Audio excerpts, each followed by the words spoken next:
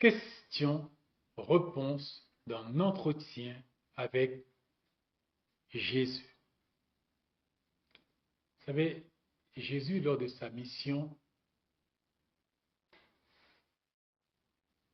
enseignait. Et parfois, dans l'enseignement, deux petites secondes, dans l'enseignement, ce qu'il faisait, il se prêtait aux questions-réponses. Il l'a fait avec Nicodème, il l'a fait avec bien de ses interlocuteurs. Parfois c'était un, parfois c'était plusieurs. Et il ne rechignait pas dans l'enseignement qu'il apportait à accepter le jeu des questions-réponses.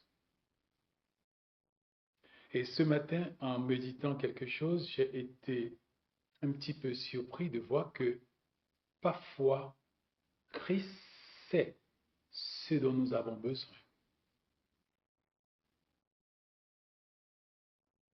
Et il attend que nous puissions le lui demander. Parfois, Christ sait ce dont nous avons besoin. Et il attend que nous puissions le lui demander. Mais cette démarche-là exige d'une autre démarche en amont. Cette relation avec lui, car nous ne pouvons demander que ce qui est selon sa volonté. Quand il a dit demandez ce que vous voudrez, voilà ce qu'il a dit. Votre relation avec moi va vous permettre de connaître ma volonté. Et vous allez demander pas quelque chose qui est en dehors de ma volonté, mais quelque chose qui est en accord avec ma volonté. Ce que vous voudrez là, c'est ma volonté. Du fait de votre relation, votre communion avec moi, vous allez être vidé de vous-même, vous allez être rempli de moi. Et en vous, il va y avoir la connaissance de ma volonté. Et ma volonté va devenir votre volonté. Et là, vous pouvez demander ce que vous voudrez. Et il vous sera accordé. Pour cela, dans un autre passage, il a dit, mais si nous demandons quelque chose selon sa volonté, cette chose nous sera accordée. Et Jésus était avec ses disciples et il était important pour les disciples de pouvoir avancer plus loin avec Jésus alors qu'ils étaient avec lui. Ils avaient certaines choses qui leur manquaient. Mais Jésus le savait. Jésus ne le leur a pas donné. Jésus attendait que leur relation avec lui puisse leur inspirer ce qu'il fallait demander. Et deux d'entre eux, un jour, lui ont dit, Seigneur, nous ne savons pas prier. Nous nous sommes aperçus que Jean-Baptiste a enseigné à ses disciples comment prier. S'il te plaît, pourrais-tu nous enseigner à nous aussi comment prier? Et c'est là qu'il leur a donné, eux et à nous, la prière sacerdotale. Quand vous priez, dites, notre Père qui est aux cieux. La base fondamentale de ce qu'on appelle prière a été condensée dans la prière sacerdotale. Et pourtant, Jésus savait que les disciples avaient besoin d'être enseignés sur la prière. Il n'a rien dit. Il attendait. Vous et moi aussi, notre communion, notre relation avec Dieu doit inspirer à nos cœurs quoi demander. Parce qu'en tant que chrétiens, nous ne pouvons pas demander quelque chose qui n'est pas inscrit dans notre destinée. qui est la volonté de Dieu.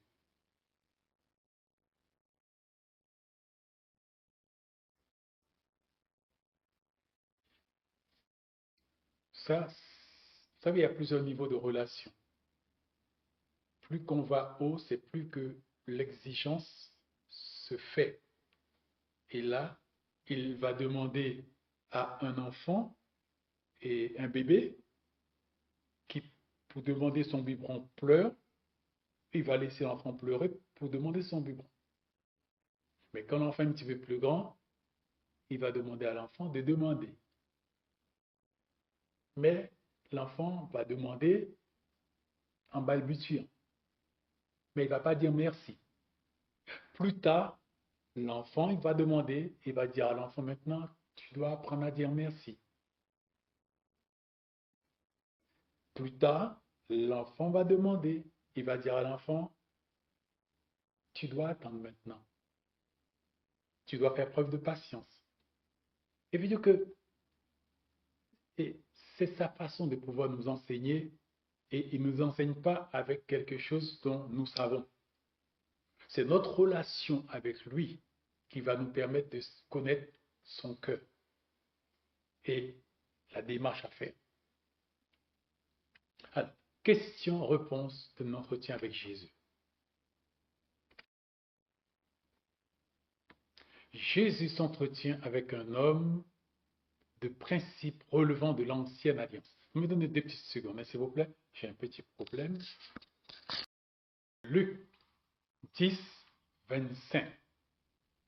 Un docteur de la loi se leva et dit à Jésus pour le prouver, Maître, que dois-je faire pour hériter la vie éternelle? Question qui s'inscrit dans le fondamental. Cet homme veut savoir qu'est-ce qu'il doit faire pour avoir la vie éternelle. C'est la chose la plus importante pour un être humain qui vit sur la planète Terre. Jésus lui dit, qu'est-il écrit dans la loi? Qui lis-tu?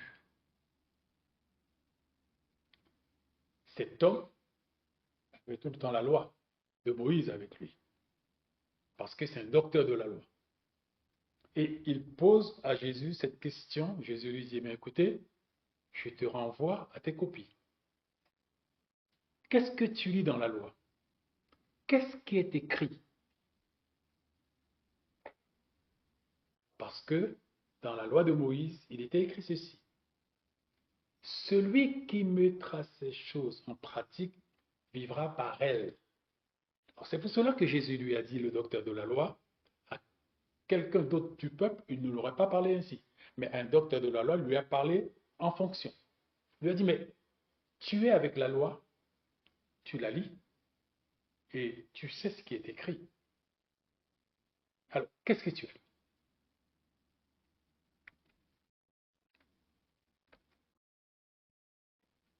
Il répondit, tu aimeras le Seigneur, ton Dieu, de tout ton cœur, toute ton âme, de toute ta force, de toute ta pensée, et ton prochain comme toi-même. Surprise. Vous vous rendez compte?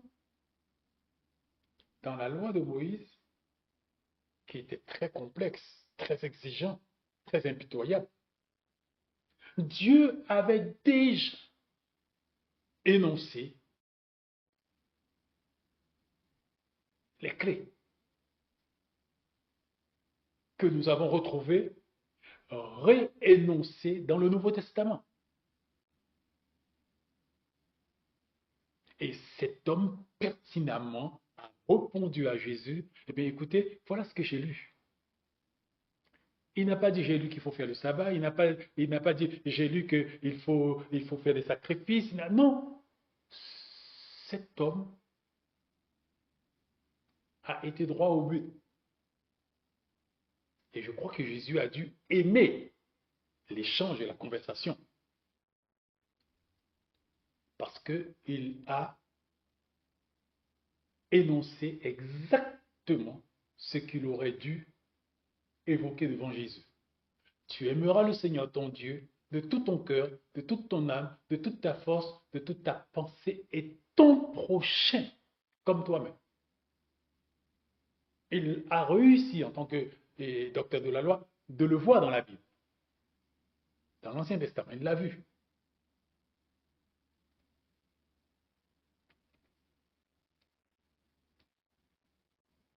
Alors, Jésus continue le dialogue avec lui. Il lui dit, tu as bien répondu, dit Jésus. Tu as bien répondu. Ça veut dire que tu es sur le bon chemin. Tu as un cœur qui cherche Dieu contre ton intérêt.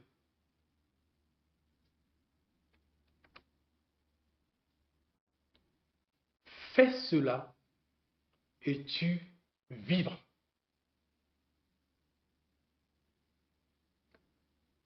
Fais cela et tu vivras. Il pose la question à Jésus, mais que dois-je faire pour avoir la vie éternelle? Jésus lui dit, mais tu as la loi. Qu'est-ce que tu as lu dans la loi? Il dit, j'ai lu dans la loi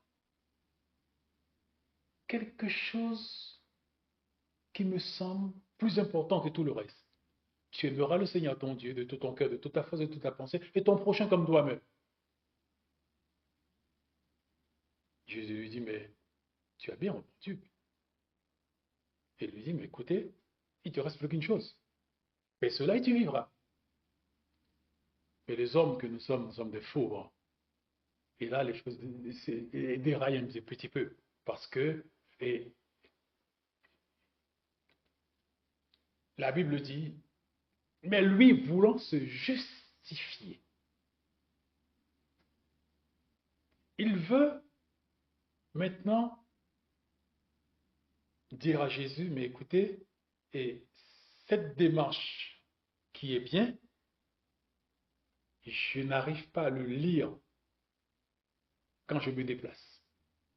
Je n'arrive pas à l'appliquer devant les différentes circonstances qui est devant moi. Il veut se justifier.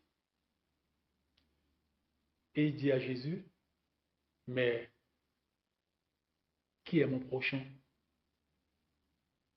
Tu ne vas pas me dire que le Cananéen est mon prochain.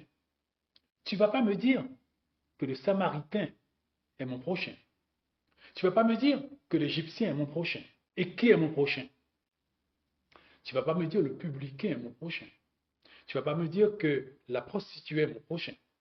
Mais toi, je te pose une question. Qui est mon prochain? Jésus aimait ce type d'échange parce que c'est là qu'il pouvait enseigner au fourbe passé et au fourbe présent que nous sommes. J'ai dit que Jésus aimait ces échanges-là parce que c'est comme cela qu'il pouvait enseigner au fourbe passé et au fourbe présent que nous sommes.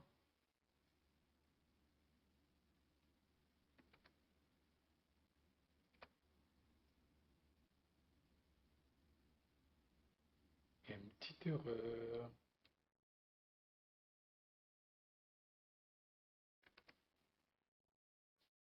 Je vois certainement la nouvelle alliance. D'accord. Là, Jésus sort avec cet homme de l'Ancien Testament, dans le cadre de l'Ancien Testament, là où il s'est inscrit. Et là, maintenant, il le fait venir dans le cadre du Nouveau Testament. Et il lui dit ceci. Jésus reprit la parole et dit, un homme descendait de Jérusalem à Jéricho, il tomba au milieu des brigands qui le dépouillèrent, le chargèrent de coups et s'en allèrent, le laissant à demi-mort. Oups, il y a un petit problème. D'accord. Retenons ceci. X personne dans le besoin. Jésus a évoqué une situation là où il a mis dans le contexte de cette situation X personnes dans le besoin. Il a mis une personne en situation de difficulté, une personne en situation de détresse, une personne en situation de vie ou de mort. Pour répondre à la question, et qui est mon prochain? Jésus dit, d'accord. Vous savez, Jésus a fait une façon de répondre comme quand ils sont venus avec la pièce pour dire, devons-nous payer à César ou ne pas payer à César? Jésus avait une manière de répondre qui nous surprenait toujours. Et c'est encore le cas. X personnes dans une situation de détresse. Ça pouvait être toi, ça pouvait être l'autre à côté, ça pouvait être le souverain sacrificateur. Alors, X personnes dans le besoin. Un sacrificateur qui par hasard descendait par le même chemin, ayant vu cet homme, passa outre.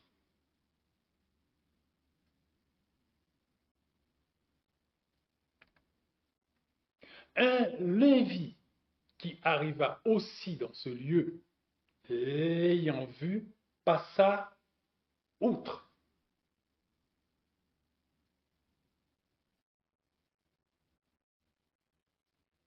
Nous sommes dans une situation où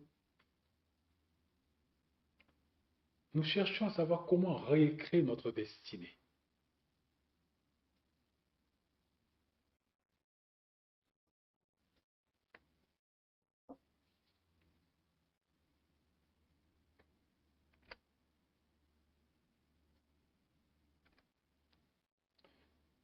Ce que tout vrai chrétien doit faire. Mais un Samaritain qui voyageait, étant venu là, fut ému de compassion lorsqu'il le vit et s'approcha et banda ses plaies en y versant de l'huile et du vin.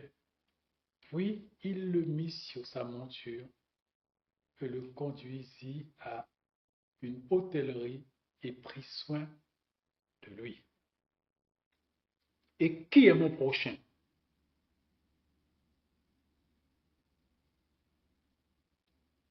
Jésus dit, d'accord, tu me poses une question très pertinente, je vais te donner une réponse très pertinente. Je vais te mettre X personnes dans une situation de souffrance, de détresse, de peine, de douleur. Et je vais te prendre trois types de personnes avec trois types de réactions.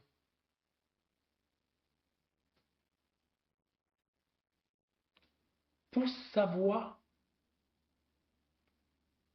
quel cœur allait réagir au cœur dans la douleur et dans la souffrance. Car si mon cœur n'est pas touché par la situation de la personne en face, jamais je vais réagir pour pouvoir apporter à la personne ce dont il a besoin. Je parle dans le contexte chrétien.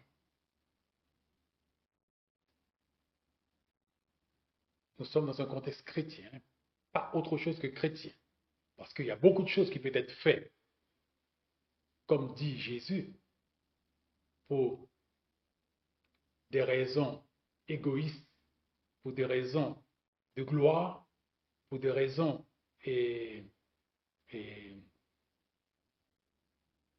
de se montrer, pour des raisons de gagner. On ne parle pas de ça. On ne parle pas de ça. On ne va pas mélanger la paille au foin. Non, on parle dans le contexte chrétien que nous connaissons. Et cet homme a laissé son cœur être touché.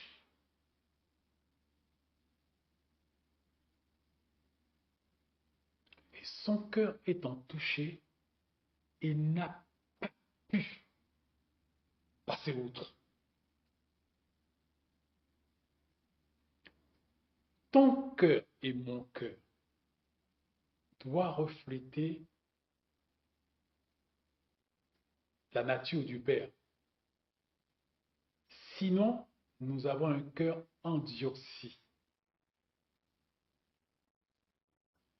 qui va nous inspirer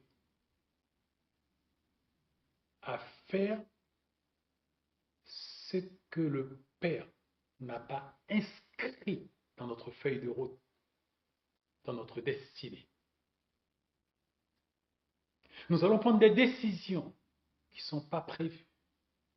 Nous allons accomplir ce qui n'est pas prévu. Nous allons donner ce qui n'est pas prévu. Nous allons ne pas donner ce qui était prévu. Nous allons fréquenter ce qu'il ne faut pas fréquenter. Nous allons ne pas fréquenter ce qu'il fallait fréquenter.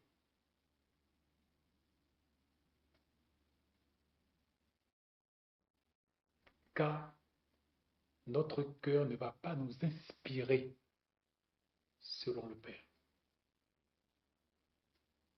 Et si le changement s'opère en nous comme il le faut, ce changement-là va harmoniser notre cœur avec le cœur du Père.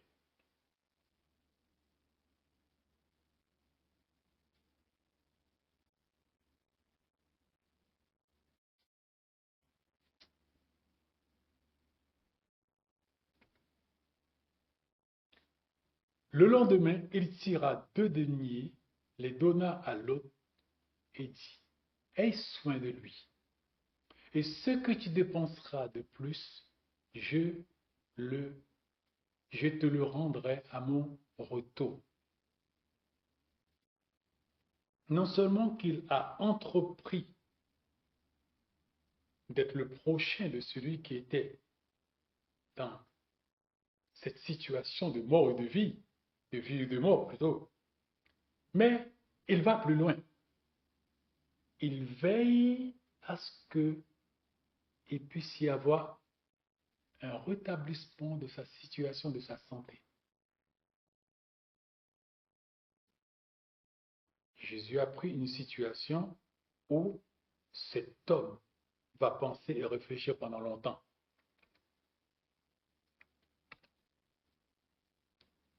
Première conclusion, Marc 12, 31. Tu aimeras ton prochain comme toi-même.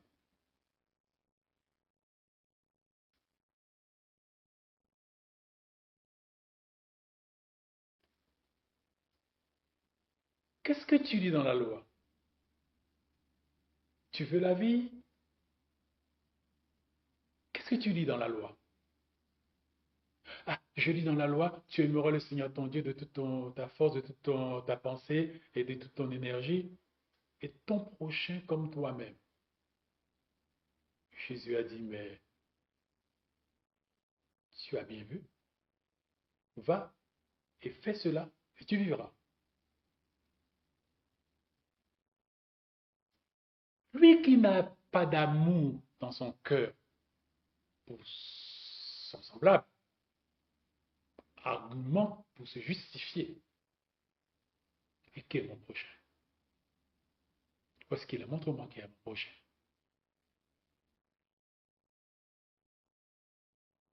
Jésus a pris une situation, autant pour moi, Jésus a pris une situation qui a pris à contre-pied le pharisien. Parce que le juif ne considère pas le samaritain comme son prochain. Et Jésus a pris la situation où le Samaritain qui ne considère pas comme son prochain, mais voilà que c'est le Samaritain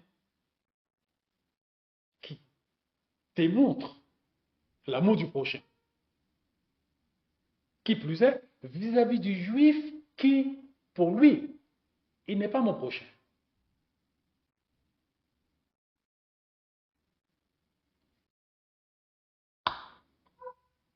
Tu aimeras ton prochain comme toi-même.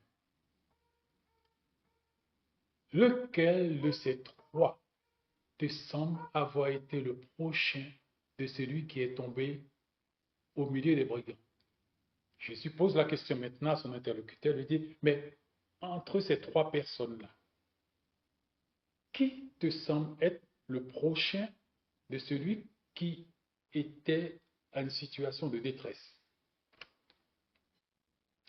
C'est celui qui a exercé la miséricorde envers lui, répondit le docteur de la loi.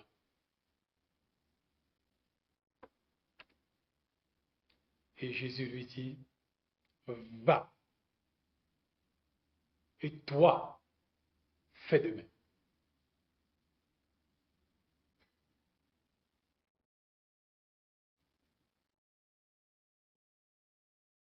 Jésus nous dit, va, et toi, fais de même.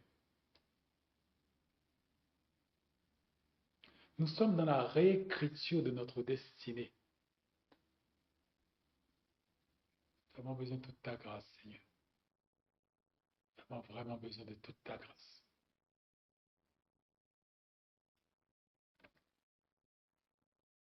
Jacques 2, 13.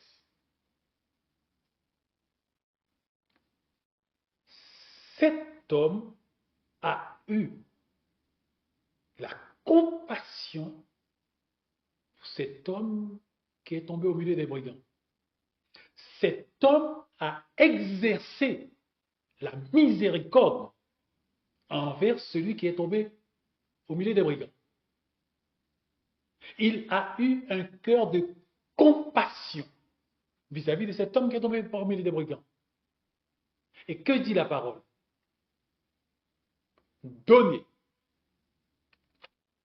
et il vous sera donné. Cet homme a donné de la miséricorde. Cet homme a donné de l'amour.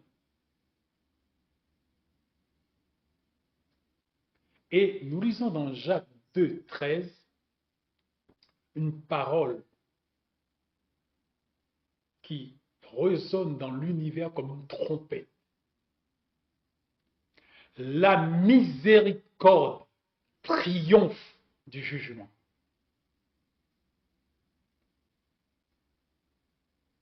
Nous allons bientôt arriver devant le trône pour être jugés. Certains jugés pour condamnation, d'autres jugés pour la récompense.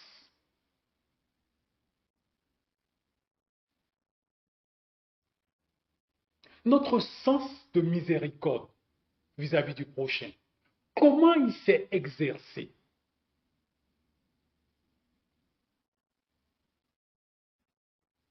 Notre sens de compassion inspiré d'en haut, je ne parle pas de la compassion humaine, hein. Je vous ai dit que nous sommes dans un contexte chrétien. Le chrétien, sa communion avec Dieu inspire son cœur. Pour pas que nous puissions faire ce qu'il ne faut pas faire et ne pas faire ce qu'il faut faire. Nous ne pouvons pas nous justifier. Nous pouvons faire ce que nous voulons. Le cœur de l'homme est fourbe, méchant, tortueux. Dieu dit, je le connais. Dieu dit, je le connais. Les intentions de nos cœurs n'échapperont pas à Dieu. Dieu le connaît. Vous et moi, nous connaissons la fourberie de notre cœur quand nous prenons des subterfuges pour ne pas faire ce qu'il faut faire. Et quand nous prenons des subterfuges pour faire ce qu'il ne faut pas faire. Nous le savons, nous le connaissons.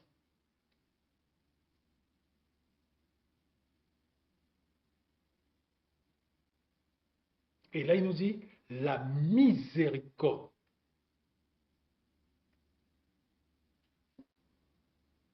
peut vaincre le jugement de Dieu. La miséricorde exercer triomphe du jugement de Dieu. Quand Dieu vient pour nous juger, donnez et vous sera donné. Et j'ai donné de la miséricorde, j'ai donné de la compassion, et j'ai donné de l'attention, j'ai donné tout ce qui est bon. Dieu vient, je mérite un mauvais traitement.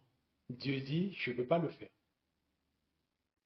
Car tu as semé la miséricorde. Moi, ton Dieu qui t'a créé, je me dois dans l'obligation d'avoir miséricorde de toi. Comme je vous ai dit, écoutez, sur tout notre chemin, on aurait dû changer. On aurait dû changer. On n'a pas changé. Les situations placées auraient dû nous changer. Notre fourberie, notre méchanceté, moi en premier, ne nous a pas permis de changer. Nous sommes en échec et mat. Moi en premier et vous avec moi. Nous sommes en échec. Maintenant, nous sommes dans la réécriture de notre destinée.